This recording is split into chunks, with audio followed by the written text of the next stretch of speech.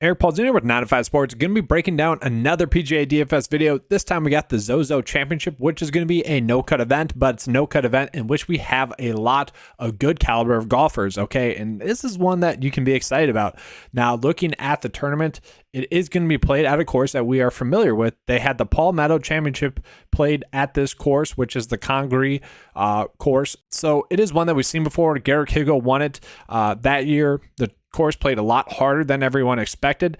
It wasn't really because of the weather. The weather was about fair, which it does start to play a factor in there once the weather gets to like 10 to 15 mile per hour winds. But the biggest thing was that it was a longer course, okay? And then we saw the cut be over par.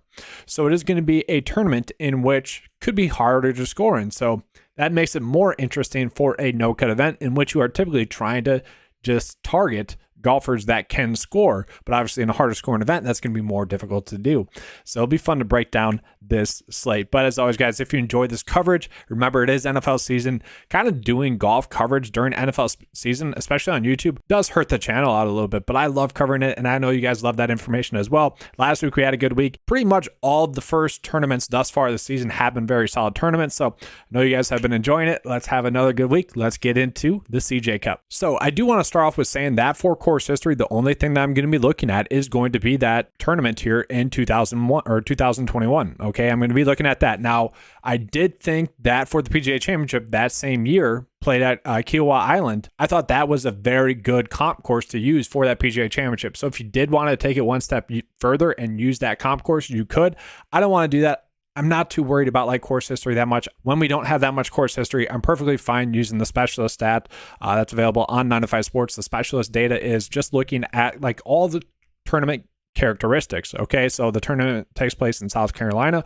We're looking at that. It's a Tom Fazio course design. We're looking at that. It's a no-cut event. We're looking at that.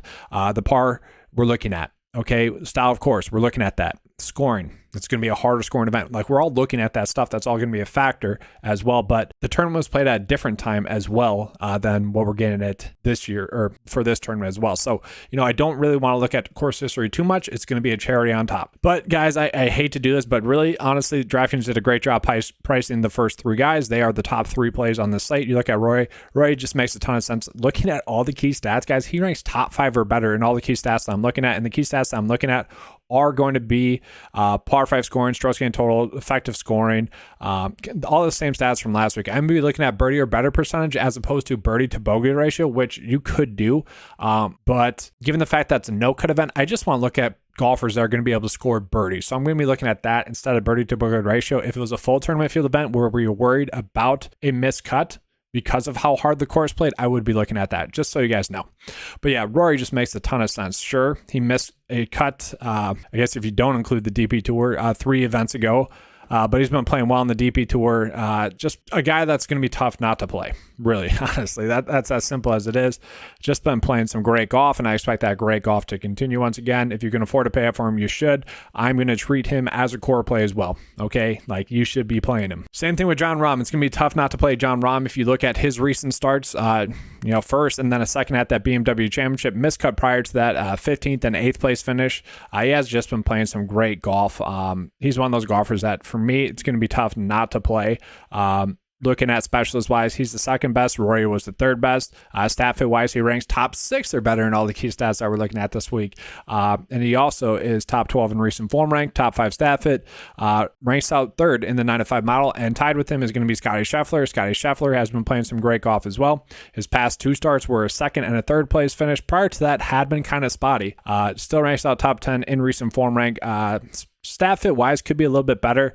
I guess that would be the worry, but he hadn't been playing, Scotty Scheffler golf for a while up until his last 2 starts. So he ranks out like 25th in the field in strokes gained total, which is kind of crazy over his past like 10 starts or 6 starts, sorry. Effective scoring 16th, like the stats could be better. That's the biggest takeaway. But specialist wise, top 10 in the field, recent form wise, top 10 in the field, still ranks out top 3 in the 9 to 5 model this week. So he's another player that I'm going out of my way to play. Matt Fitzpatrick's the guy that had a top 10 finish at this tournament in 21. If you guys want to play him, you can. I'm not particularly going out of my way to play him, but it wouldn't be shocking to see him play well. I do want to mention Sung J M as well. And I'm curious, are you guys worried about those golfers that had to go overseas? They took that flight to Japan, and now they took the flight back and they're playing in the CJ Cup this week. I'm kind of curious because I am somewhat favoring those golfers that didn't have to travel that much, but at the same time, that's just going to be a 50-50 decision maker for me. Like if I'm worried about two players, let's say I'm worried about, let's say like Sungjae Im and Sam Burns are like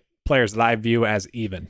Okay, and I'm not saying they are, but let's just say I did. Maybe you would choose Sam Burns just for the fact that he didn't have to do all that travel. Okay, but let's talk about Sungjae Im. Sungjae Im finished 35th at this event in 21. Looking at the stat fit, he's the second best stat in the field. Okay, just been playing great golf. That's really no shock. He's just been playing some solid golf. 29th place last week. You do worry about that. But then besides that, 7th, 2nd, 15th, 8th, like good stuff there from Sungjae Im. Specialist-wise, top 20 in the field. Recent form rank, best in recent form rank. Does rank out top 5 in the 95 mile this week. At 9.6, that's going to be tough not to play him. It is. It just is. But there are some like just as good plays at a cheaper price point. So like from there, someone like Max Homa does make a lot of sense. Max Homa, had the 20th place finish at the Shriners, which followed up a victory, which followed up a 5th place finish. So he has been playing some great golf recently. Top 10 in the field in recent form rank, top 10 specialist wise, and top 25 stat fit. Overall ranks out top 10 in the 95 mile at 9.1. You can certainly find reasons to play Max Homa this week. He's a play that I really don't mind. If you want to go out of your way to play him, you can. Taylor Montgomery is going to be a play that I absolutely love this week. Just given the price point, it does seem like he is priced a little bit too cheap just for how good a golf he's played. 15th, 9th, 3rd. If you go back further to the Korn Ferry Tour, had been playing some great golf as well. Based off of the small sample size that we have on Taylor Montgomery as well, he's a top 5 in specialist rating, which I like to see as well. Top 10 stat fit. Due to the small sample size though, and this is something I added into the 95 model, he only ranks out top 30 in the 95 model. But like I said, top 5 specialist, top 10 stat fit, and then top 20 in recent form rank. So it isn't like he's a bad play, okay? That's just kind of a small sample size adjustment that I have factored in there. And then Saeed Tagala I like as well, who, mixed results, okay? 5th place finish last week, no cut event. Okay, I like that. Miscut at the Sanderson Farms Championship, and then at the Fortnite Championship, 6th place finish. Prior to that, 28th place finish. Stat fit wise, not the best. Okay, if you're playing Saeed Tagala, you're hoping that he is someone that's going to go out and make a bunch of birdies. Okay, he's going to be someone that, like, if I do play, it'd be low exposure. I'm not getting too much exposure to Tagala, but it wouldn't be shocking to see him finish top 10, top 15, and be one of those guys that does score a decent amount, okay? I'm not going out of my way to play him, but if you end up on him, I'm perfectly fine with him as a play. Kind of a similar play, and I'm kind of shocked that I like him, is going to be Emiliano Grillo, who, has made the cut in his last 7 starts on the PGA Tour, finished 4th and 5th over his past 3 starts on the PGA Tour, which is also great. Grillo is not going to be the best stat fit, only ranking out 33rd in the field, but top 10 in recent form rank, top 20 specialist, ranks out 26th in the field in the 95 model, which isn't great, but he is someone where if you are trying to chase that recent form, it is a play that does make sense. Kind of continuing on that trend, maybe chasing some recent form, you could go with Maverick McNeely, who has now finished 12th and 10th in his last 2 starts. That is something that I don't mind. Overall ranks out top 20 in the 95 model. If you find yourself on trying to play someone in this price point range, he is someone that I really don't mind. He is someone that you can find reasons to play. And then from there, guys, like honestly, Tom Hoagie is kind of a crazy play that he's popping up this much, but he has been playing some great golf at 7.7. This is a play that I actually might end up outright betting. Now, sure, we do worry about the length of this course hurting him. Okay, that would be my biggest worry, is that he only ranks out top 50 specialist wise. So really just like the bottom half of the field, he ranks out specialist wise. That's the worry there with him. Okay.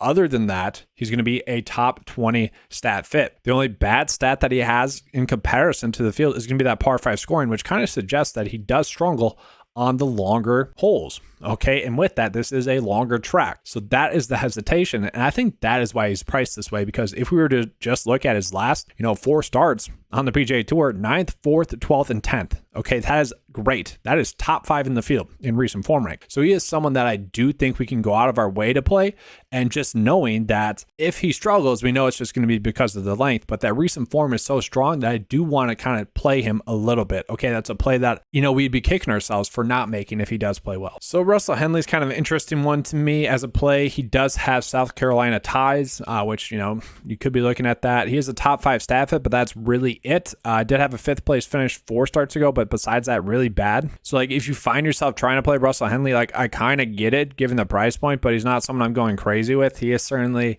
a risky play. Maybe someone you play in 5% of your builds and kind of hope for the best. From there, I do think a play like Scott Stallings does make sense. Who's going to rank out as a top 10 staff hit, ranking out top 12 or better in all the key stats that we're looking at this week. Obviously, he's one of those golfers that can go out and hit the long ball. Okay, he does only rank out 33rd specialist wise, and he is someone that did miss the cut at this tournament in 2021, but at least he did make a start here. At least he's somewhat familiar with the course. Maybe he knows more of what to expect. And he does actually rank out top 10 in the 9 to 5 mile, just given the fact that, he's been playing some pretty solid golf as a whole, really for a while now. But, his past 4 starts, 40th at the Zozo Championship, that's not something that we like. Okay, I thought he'd do a little bit better, and he really did besides that one poor first round. Okay, so we take that out. Let's just say that was an outlier. He played some great golf, but maybe it's not an outlier because at the Sanderson Farms, same thing, he had one bad round. Okay, that is going to be the worry with him. But we know he is someone that can go out and score. We know he can hit the long ball as well. Recent form-wise, 40th, 13th, 29th, and 2nd. So, like, he has had those upside weeks. And once again, I just want to be shocking to see him kind of in contention come Sunday. He is someone that you could potentially outright bet as well if you want to. Like, I could see a path in which he is in contention on Sunday, so I wouldn't mind maybe a top 10 bet on him. Then honestly, guys, how can we not play Andrew Putnam this week? I mean, for real, like, the guy has been our guy thus far this season. He's kind of the reason, the anchor to last week's week being a very solid week. Second place finish last week, was in contention to win. 12th before that, 30th before that, 43rd before that, 8 straight make cuts on the PGA Tour, top 5 in recent form rank. I mean, that is spectacular. He's a golfer that did have a start here in 2021. He made the cut, but that's pretty much all they did, finishing 67th. So I guess that would be the worry. Overall, not a great stat fit. Okay, only ranks out 41st in the field, which isn't good. Okay, but he does rank out top 12 par 5 scoring, so maybe that kind of says, hey, I can play on these longer tracks. We'll see. Top 25 specialist, top 20 in the 9 to 5 mile. He does seem like someone that's a value, but I do worry about the length potentially hindering his ability to play well on this track. And like, guys, honestly, if I've been liking some of those other golfers like Maverick Mcneely and Saeed Tagala who have had those upside finishes, then you kind of have to like Ricky as well. I mean, you just do. Ricky is a very interesting player, and like his one bad start at the Shriners, his miscut was still under par. So that is kind of interesting to me. Okay, 2nd at the Zozo, 6th at the Fortinet Championship. Like, he has been playing good golf, and I think that's literally just due to him getting rid of his swing coach. Like, that mental block's no longer there for him. He's just going out and playing golf. It seemed like he was getting close to kind of breaking through, and he's finally done that. So now we're just worried about, is that consistency going to be there like we have seen thus far? Okay, he had been like kind of building on into playing some solid golf. This isn't that shocking, but at the same time, we do need to still see it more consistent. And that's kind of the worry with him as well. And just data-wise, he ranks as a terrible play, just so you know. Just long-term, he's been terrible. So, like, shot by shot, it just hasn't been there. But it is nice to see over the last, 3 starts, been playing better. All right, real quickly, we're going to take a trip to Value Town. Lucas Glover, a South Carolina ties guy. He did miss the cut, though, at this event in 2021. Once again, maybe, that course history is going to vault him to kind of maybe some relevance. His recent form is pretty bad, okay? He was finding ways to make cuts, though. 4 straight make cuts in a row. Had a 3rd place finish mixed in there. He was in contention to win one of those weeks. So I don't know if you want to roll with him, you potentially could. Like, it's not horrible, but it's not great at the same time. In a week like this where we're trying to do studs and duds, like, we're trying to find some value plays. So I think like a lot of people are going to find themselves on like Harris English as they're trying to find value plays. His result here in 2021 was a 14th place finish, so I think a lot of people are going to like that. Staff hit wise, though, not that good. 35th in the field, but given the price point, that's all right. We can see the recent form wise thus far this season. 9th miscut and a 28th place finish. Like, those are fine results there from English. He is someone that, at this price point, I'm willing to take the risk on him. He is someone that could do well. And then JJ Spawn. JJ Spawn is one of those value plays, kind of like Sam Ryder, who last week, who I thought, given his price point, would just outproduce that current price point. And man, Sam Ryder last week, that Sunday finish, that hurt some lineups, but it was pretty awesome that he had, 3 solid, great rounds of golf and was able to help, put together some strong builds. But I do think that could be JJ Spawn this week. JJ Spawn, his last 5 starts on the PGA Tour have been 25th, 15th, 59th, and 23rd. Those are good results. He is someone that also has some course history here, although as a missed cut, he does have that experience at this tournament. Stat fit wise, 46th in the field. Recent form wise, 35th in the field. Specialist wise, 34th in the field. Overall ranks out top 40 in the 9-5 model, which does suggest that he's pretty much priced how he should be. Although I do think he is someone that has a good chance to finish top 50% in the field. So that's at this price point, he's a play that I do like. All right, so just real quickly, just highlighting the core plays I'm going to be on this week. One is going to be Rory McIlroy. We can kind of see why everything that we're looking at this week for Rory does seem like he's going to be a strong play. Recent form-wise, top 5 in the field.